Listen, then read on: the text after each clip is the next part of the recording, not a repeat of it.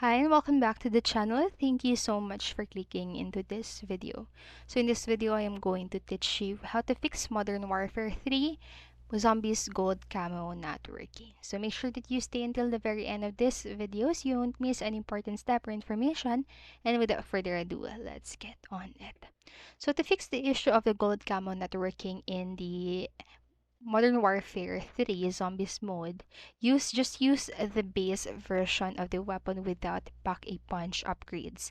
Get the required skills and then exfiltrate from the game's session. So several redditors have reported that this workaround has helped them unlock the gold camo for their weapons. And given these multiple confirmations, it is highly likely to that this method will work for you too in the zombies mode in the Modern Warfare 3.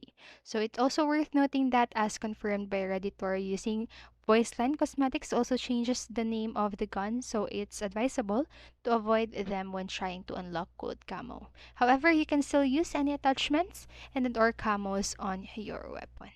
And so that's it for this video, and I hope this helped you. And if it did, please make sure to like, subscribe, and hit notification bell button so you won't miss a video.